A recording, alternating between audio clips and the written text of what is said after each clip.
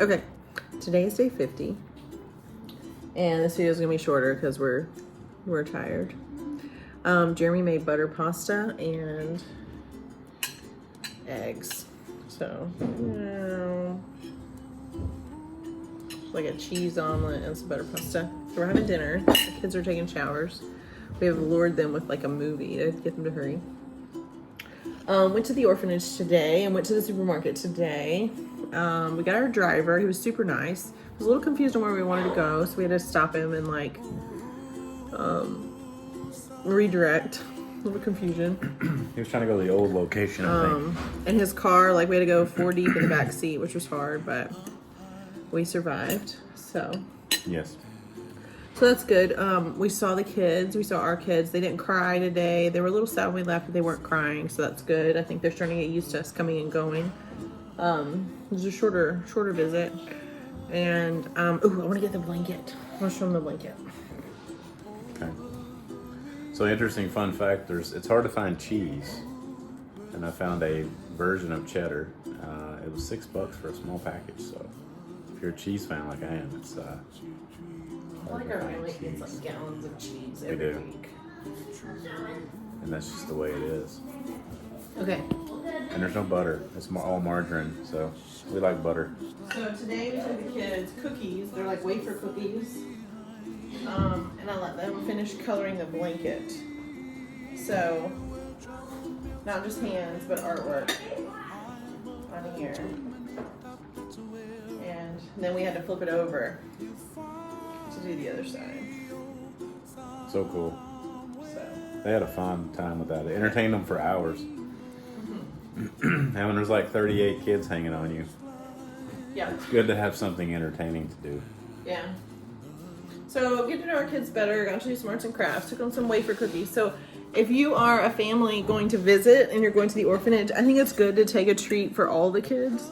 So these wafer cookie things, I don't know like what the American word for them is. We used to eat them like I remember eating them in like Vacation Bible School or something. They taste like the outside of those like ice cream cones, kind of. They're like waffle. Yeah, they're like waffle cones, Yeah. kind of. And But they they're have like a sweet- $1.60 for aftertaste. 24 of them. So you could just grab like 2 packages of them, Yeah. and it would be enough for everybody, including the caregivers, to have one and you to have one too. And I think it's just good. Like I think it's good to just every time I come to see them, I bring something for everybody, whether that's candy or like something to draw, something to do. So that, and I bring something specific for our kids. Like today, our kids got their very own water bottles, and they got to keep them. I don't know what happened to them after today. Not like, they're just like the throwaway kind. Your face is like barely out of the camera. But I gave that to them, and then I let them pass out the little cookie wafers. They're like cookies, but wafers to everyone. And they passed them out, and they were able to do that. So that was good. Mm-hmm. So we had a good day. It was fun. Yeah. I went into the market myself to get the cookies on our way, and then Jeremy went in the market on the way back. Yeah, I spent like $50, but I got like enough things I got some Lebanese bread, which is like Big, like they're like pita breads. Yeah. Yeah. Honey and We got a bag of rice earlier this rice week. cakes. There's peanut butter there that it's knockoff brand. It's not like Jif. But Well, we brought our peanut butter, and we're gonna eat it first. we will, yeah, but there is peanut butter. But I mean, like the Stells were shocked. It wasn't awful stocked, and it wasn't terribly expensive.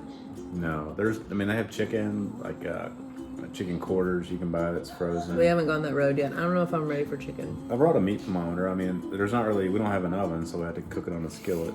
But I think it can be done. They have microwavable veggies. I mean, there's rice. There's plenty of stuff to sustain you because it gets expensive eating out for a family. I'm okay with eggs and pasta for another week or so before we every delve into night meat. eating out is expensive. So. Yeah, we always have the restaurants fall back on if we get desperate.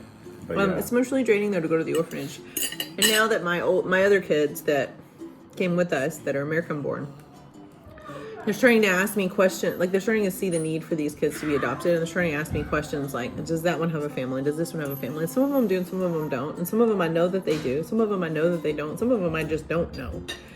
I know some of the older kids are struggling for matches. There's like some boys there that are like between 10 and 8.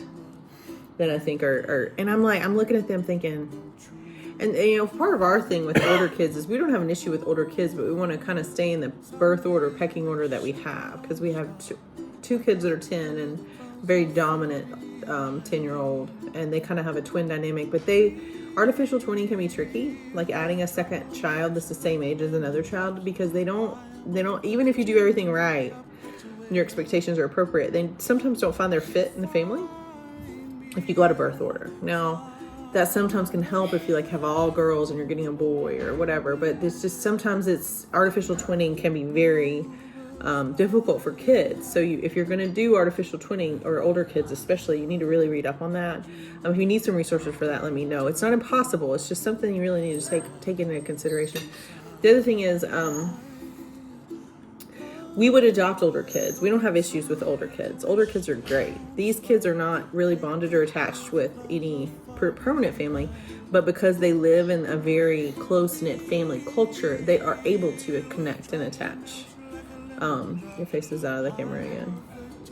I know you're chewing outside the camera. I was looking at my So like their ability to attach is similar to a baby, but they just have different things. And there's a few of the older boys specifically, like we're not in a position to adopt boys or any more than, we can't handle more than 5 kids to raise. But there's these older boys, and they're very like, they have good manners, and they're like, yeah, they're so nice and cooperative and good kids, and they're just kind of in this holding pattern, and they're going to school and they're learning things and they're getting older. But man, they have an opportunity over the next 6 to 8 years, to have a family forever. It's not like parenting stops when you turn 18, but your ability to be adopted in Liberia stops at age 16. And even then, 16-year-olds don't often get adopted. How about to sneeze? So on our detour, we went towards downtown Monrovia. That was fun, wasn't it? Our kids are calling for me. Would you let me go? What'd you have? Oh, I just said we went towards the downtown Monrovia. Yes, on the we way. did. Saw some fancy government official buildings. I'm like, you guys should be doing stuff in there. Yeah. We're matching pretty building. Yeah, we did. And we didn't curse. I mean, inside. We saw a lot of government vehicles too. So. In my heart, I cursed off. And today we were in a smaller vehicle. Our driver was super nice, but his car's not really big enough for what we need, so we need a bigger car. We were in a Mazda 3. Mazda 3 hatchback. There was 7 of us, and going over the speed humps that are like... There's not 7. I'm sorry. 6. 5 counting the driver. 5 counting the driver. 6. Hang on a second. Don't come down here. So, anyways, day 50. Watch out for those speed bumps. They're a killer. Okay, bye.